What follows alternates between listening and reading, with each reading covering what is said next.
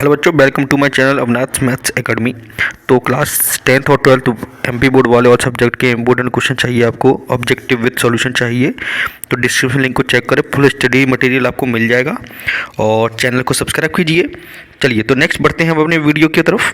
तो आज हम इस वीडियो में देखेंगे क्लास 10th कक्षा 10 सामाजिक विज्ञान एमपी बोर्ड के 2023 बोर्ड एग्जाम के लिए भूगोल के सबसे महत्वपूर्ण प्रश्न न्यू ब्लूप्रिंट के हिसाब से। ठीक है, जो आपका न्यू सिलेबस रिड्यूस हुआ है उसके ब्लूप्रिंट के हिसाब से। ठीक है ना बच्चों, तो महत्वपूर्ण प्रश्न कुल अंक इसमें से कितने का आएगा भूगोल वाली किताब में से, जिस किताब का नाम है आपका समकालीन भारत है ना, 27 नंबर का आएगा इसमें से 8 आएंगी आपकी एक एक नंबर की ओटी और 2-2 नंबर के 6 क्वेश्चन आएंगे, एक 3 नंबर का आएगा और एक बच्चों 4 नंबर का आएगा।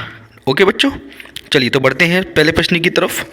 तो पहला प्रश्न हमारा, संसाधन से आप क्या आशय है, इंग्लिश में भी लिखा हुआ है अगर आपको इंग्लिश में देखना है।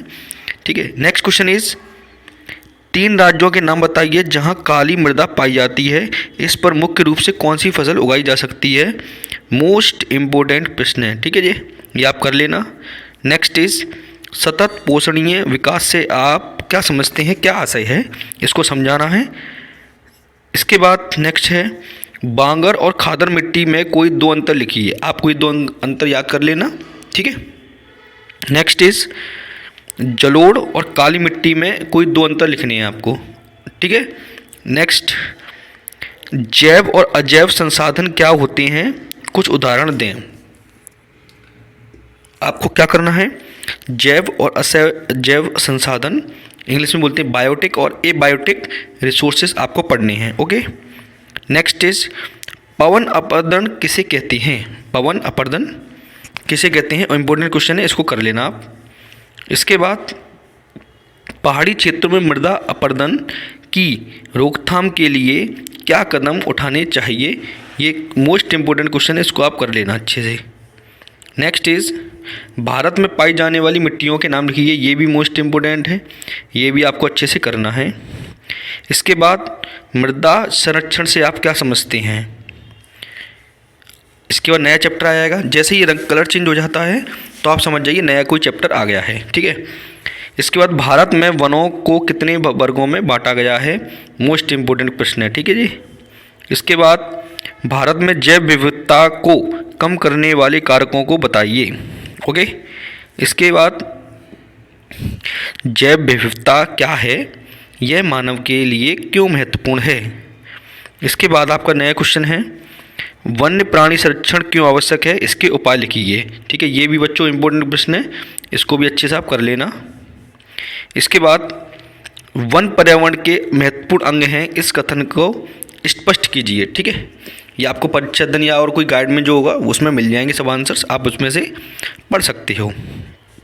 नेक्स्ट नया चैप्टर आ गया, ये कृषि वाला है। रबी और खरीफ फसल क्या होती है और इनके नाम लिखने हैं, ये मोस्ट इम्पोर्टेंट बच्चों प्रश्न है, ये लगभग आपका पूछा ही जाएगा। इसके बाद भारत में उगाई जाने वाली प्रमुख रेशेदार फसलें कौन सी हैं, भारत में उगाई जाने वाली प्रमुख रेशेदार फसलें। ठीक है, ये आपको करना है, नाम बताना है बस।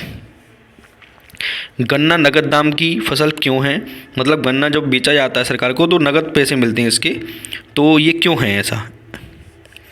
इसके बाद जायद की फसल के बारे में बताना है आपको। देखो, भारत की प्रमुख पेय फसलों के नाम बताइए। ठीक है, जो प्रमुख फसलें हैं 4-5 वो आप नाम बता सकते हैं आसानी से। नेक्स्ट नया चैप्टर स्टार्ट होता है यहाँ से, परंपरागत और गैर परंपरागत ऊर्जा साधन में क्या अंतर होता है, ये आपको पढ़ना है। इसके बाद भारत में खनिज संसाधनों के संरक्षण के उपाय लिखिए। भारत में सौर ऊर्जा का भविष्य उज्ज्वल है क्यों, इम्पोर्टेंट प्रश्न है ये। ठीक है, मोस्ट इम्पोर्टेंट। खनिजों के वर्गीकरण को स्पष्ट कीजिए। इसके बाद नया चैप्टर आता है विनिर्माण क्या है, मैन्युफैक्चरिंग क्या है। ठीक है, ये आपको डिफाइन करना है 2 से 3 लाइन में। इसके बाद संयुक्त उद्योग से आप क्या समझते हैं। नेक्स्ट, उद्योगों की अवस्थिति को प्रभावित करने वाले कोई 3 भौतिक कारक बताइए। मोस्ट इंपोर्टेंट प्रश्न है बच्चों। उद्योगों की अवस्थिति को प्रभावित करने वाले कोई 3 मानवीय कारक। ठीक है, इससे पहले कौन सा कारक था? भौतिक कारक। कौन सा था? भौतिक कारक।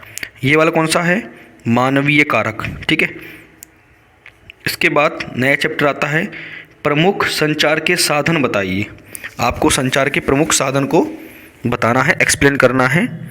इसके बाद बात पकड़ते हैं, सड़क परिवहन के 3 उपयोग बताइए। ठीक है, मेरिट्स बताने हैं आपको। 3 उपाय बताइए। डिजिटल भारत क्या है, ये आपको डिफाइन करना है। देश के प्रमुख संचार साधन बताइए। इसके बाद पवन हंस क्या है, ये आपको बताना है। और व्यापार से आप क्या समझते हैं, ये भी आपको समझाना होगा। ठीक है, राज्य राजमार्ग से क्या आशय है? State highway. ठीक है, तो ये बच्चे ख़त्म हो गए। अगर बच्चों आपको वीडियो पसंद आई है तो प्लीज़ लाइक, कमेंट और अपने फ्रेंड को शेयर जरूर करें। व्हाट्सएप नंबर गिवन है आपके सामने, तो वहाँ से आप जुड़ सकते हैं, जिसमें आपको लगभग पूरी तैयारी आपको कराई